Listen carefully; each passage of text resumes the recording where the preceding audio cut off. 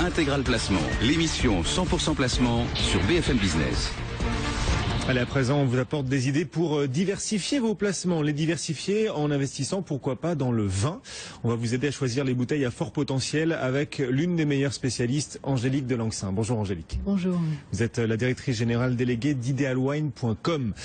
Dans moins d'un mois, Noël, c'est le moment pour acheter des bouteilles, pour essayer de trouver des bouteilles à fort potentiel. C'est une période favorable ?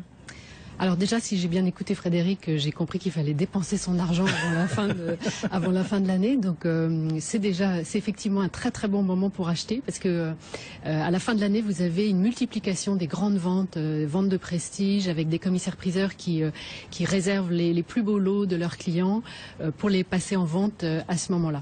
Donc vous avez une profusion de vins.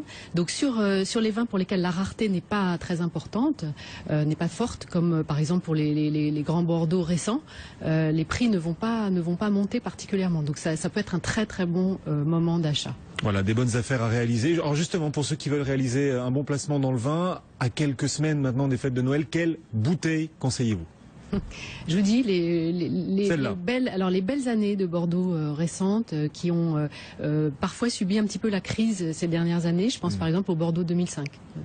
Bordeaux 2005, voilà, un bon plan signé Angélique Delancsin. Ça va aussi intéresser les investisseurs. Il y a 2 semaines ont eu lieu les ventes des hospices de Beaune, et là on a vu vraiment les prix flamber de 27%, je crois, Angélique. Oui. Est-ce que ça va avoir un impact sur l'ensemble du marché du vin ?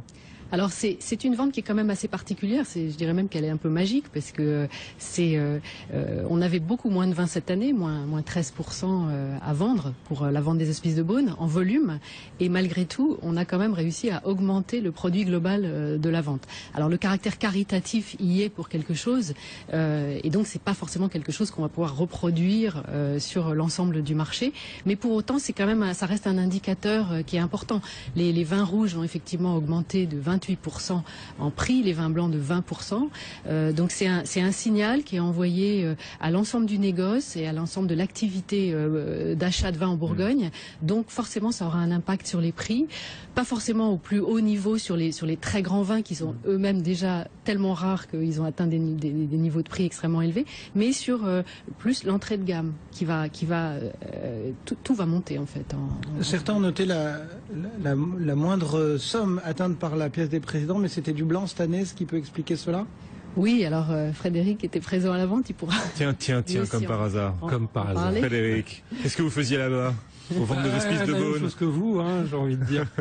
Non, mais c'est vrai que ce qu'on a constaté, c'est que cette année, la pièce de charité n'a fait que 121 000 euros, ou 131 000 euros, merci Angélique, contre 270 000 l'an dernier. Alors effectivement, c'était une pièce de blanc, c'était un morceau premier cru. Ça faisait longtemps qu'on n'avait pas eu de blanc sur les présidents, c'est ça ? Alors, c'est un peu le débat qui a eu lieu après, notamment par le biais des négociants qui se sont un peu plaints auprès des hospices sur le fait que s'ils veulent continuer à faire monter les pièces du président, il faudrait peut-être offrir cette fois un grand cru, non pas simplement un premier cru. Ça c'est le premier point. Et puis le deuxième point, Angélique voulait peut-être en parler aussi, mais la vente elle est menée par Christie's depuis 2005. Et alors c'est vrai que le Christie's fait beaucoup pour la vente. Il y a un prestige de plus en plus large. Ils font déguster tout au long de l'année.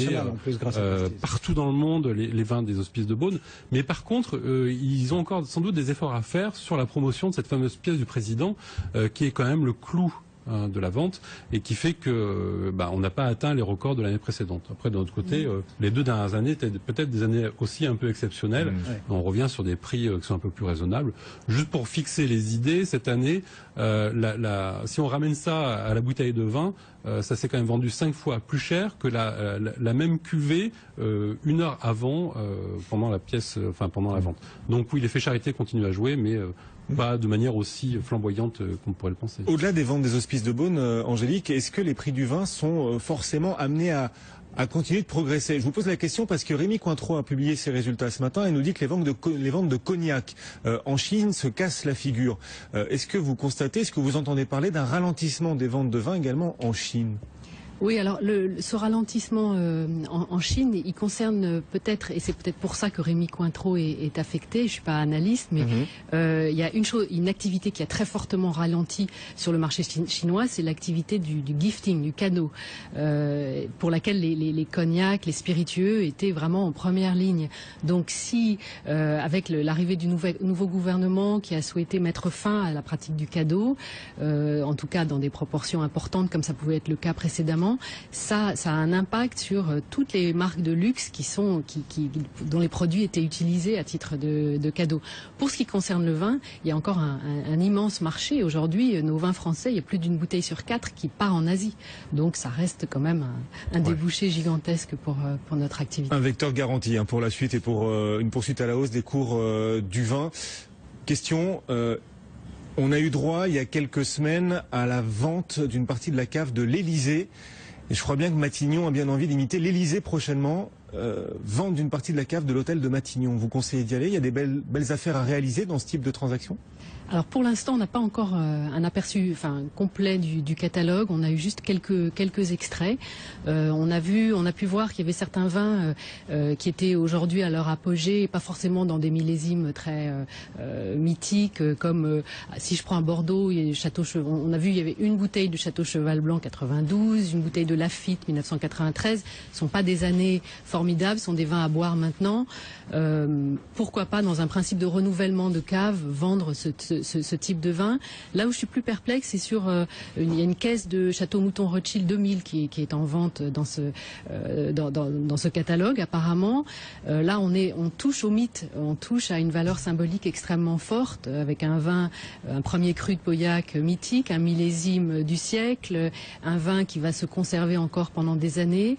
Pourquoi avoir voulu mettre en vente ce vin? Est-ce que le sommelier s'est transformé en gestionnaire? Est-ce que Matignon va créer un fonds d'investissement dans le vin? Je suis plus dubitative sur la raison de vendre des vins qui constituent notre patrimoine et qui, nulle part ailleurs qu'à la table de Matignon ou de l'Élysée, ne peuvent être mis en valeur vis-à-vis des hôtes étrangers. Frédéric Durand-Bazin, j'ai envie de dire, avec Jean-Marc Ayrault au gouvernement, on va arbitrer ça pour du muscadet, ça me semble un peu évident. Ah oui, c'est sa région. Régionale. C'est sa région, c'est parce que c'est sa région que vous dites ça. C'est pas une question de qualité de vin. Non. Oui, mais je pense que l'étranger, l'hôte étranger de marque, il a plus envie de boire du Cheval Blanc que du muscadet. C'est dommage. C'est surtout que cette table-là, ces vins français sont de formidables ambassadeurs de l'ensemble de la production, y compris celle du muscadet. Et quand on n'exporte pas uniquement du Château Mouton Rothschild. Donc c'est important aussi de montrer ce qu'on a de mieux pour derrière entraîner toute la filière. Vous pourrez boire un peu de Jean-Marc Ayrault, de Matignon, de la cave de Matignon, c'est bientôt. Donc cette vente d'une partie de la cave de l'hôtel Matignon à suivre, vous reviendrez nous en parler, Angélique. Évidemment. Avec modération. Ah oui, toujours avec modération, il faut le dire, on est obligé. Angélique Delancsin qui vient nous voir tous les mois, directrice générale déléguée d'Idealwine.com. Merci.